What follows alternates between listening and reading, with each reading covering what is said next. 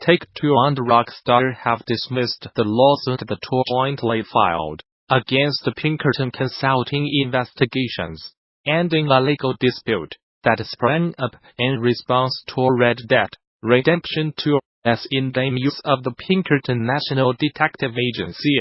The voluntary dismissal was spotted by Game Daily earlier today, and notes that both Take-Two and Rockstar have voluntarily dismissed the lawsuit they filed against Pinkerton Consulting Investigations and Pinkerton Service Corporation in January. The Take-Two lawsuit was in response to one filed by Pinkerton against both game companies around that same time. In a statement given to Gamasutra, Take-Two confirmed that Pinkerton has withdrawn its claims against Red Dead Redemption 2, and Take-Two will not continue legal action against Pinkerton. Pinkerton's original lawsuit accused Take-Two and Rockstar of violating its trademark on the Pinkerton name by making the Pinkerton National Detective Agency and Pinkerton Agents prominent parts of the story of its 2018 release Red Dead Redemption 2. Take-Two and Rockstar's countersuit, meanwhile, alleged that the real-world Pinkertons were overextending their rights over the name, and that Rockstar's references to the historical Pinkerton National Detective Agency were protected under the First Amendment. Put simply, defendants cannot use trademark law to own the past and prevent creators from including historical references to Pinkerton agents in depictions of the American West, said that original filing. In a recent interview with Game Informer, Sony Interactive Entertainment chairman Sean Layden suggested we have not seen more games take advantage of crossplay on PS4 because developers and publishers simply are not requesting the feature. He explained Sony is open for business on this one, following the successful implementation of Fortnite crossplay, and that companies keen on the idea just need to chat with their PlayStation account manager to get the ball rolling. It all sounds fairly straightforward, but one high-profile developer claims the situation is anything but. Responding to Layden's comments on Rockstar, the CEO of Wargrove developer publisher Chucklefish claimed Sony has repeatedly stopped the studio from pursuing the idea. We just launched Wargrove with cross-play between PC, Switch and X, so I wanted to chime in, said the company's chief exec, Finn Bryce. We made many requests for cross-play, both through our account manager and directly with higher-ups, all the way up until release math. We were told in no uncertain terms that it was not going to happen. From our side, we can literally toggle a switch and have it working. Of course, this work might be more complicated for Sony. Just wanted to provide some balance on the issue and say that it certainly is not a question of developers having not contacted their account managers or having dropped the ball. We were told no. It's a curious exchange that suggests Sony still is not smitten with the idea of letting its users mingle with players on rival consoles, at least when it comes to smaller titles that are not Fortnite or Rocket League. Battlefield 5 developer DICE has rolled back a recent change to the game's time to kill (TTK) after the earlier alteration skewed the game's multiplayer difficulty in favor of newer players a little too much. The balance DICE is trying to strike between the two sides of the game's player's is not an easy one to achieve, and unfortunately working that out is taking a bit of public trial and error for the developer. The now removed changes raised that TTK, meaning that players across the board could take more hits before dying in the game's multiplayer showdowns, while that gave new players a bit more staying power. The change drew criticism from more experienced players over how it affected the game's meter and overall play experience. Following that feedback, the team addressed this latest change and the YTTK is now being rolled back to how it was at the game's launch in a post on Reddit.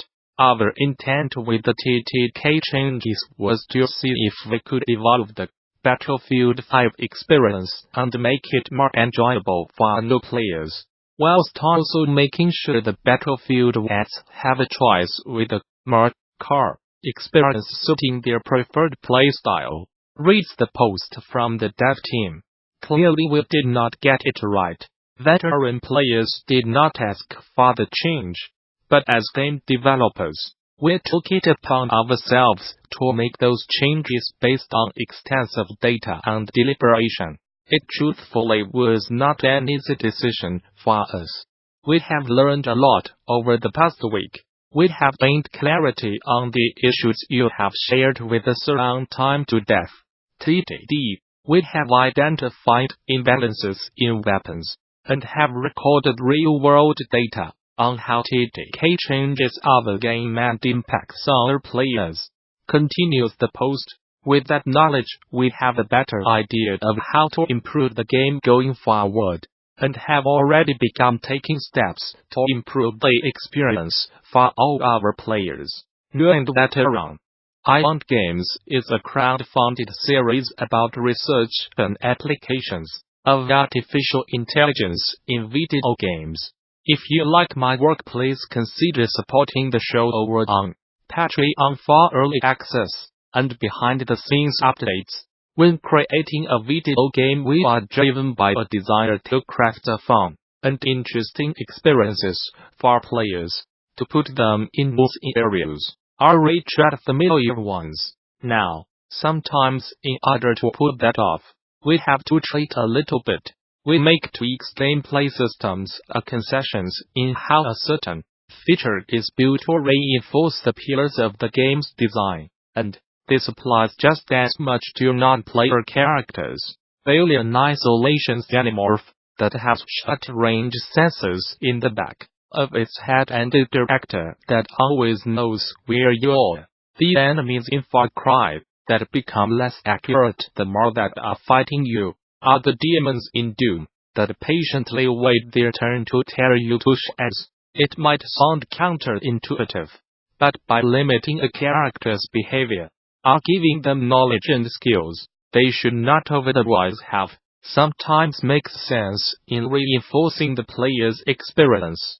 And this brings me to Ubisoft's Ghost Recon Wildlands, an open-world action game released in 2017 that has players slowly dismantle the Santa Blanca drug cartel.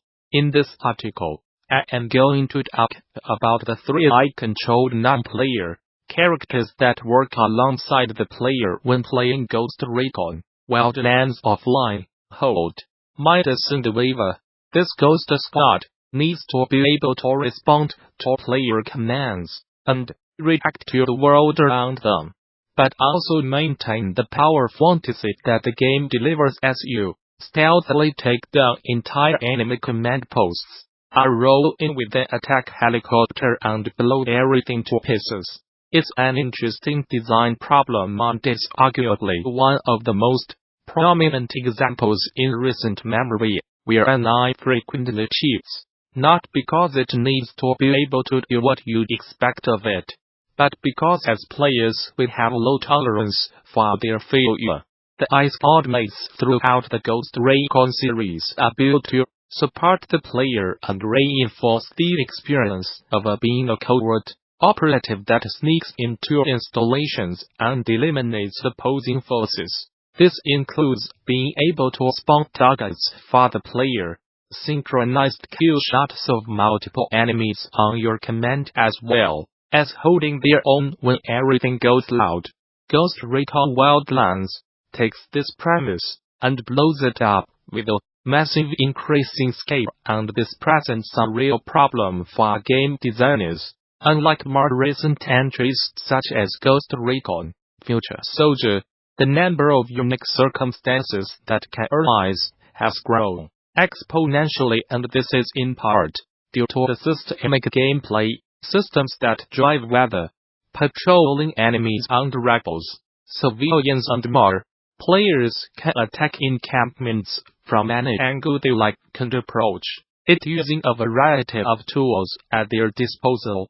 So the AI systems for friendly characters need to accommodate and in some instances relax their rules or outright cheat to support the fantasy that Ghost Recon promises. Now, all character AI in Ghost Recon Wildlands is reliant on a behavior tree system, with the friendly AI running a much more sophisticated system than the enemies. I am not going to focus on the actual behavior tree implementation this time around, but instead explore the design rules enforced and the supporting systems that help control your AI bodies.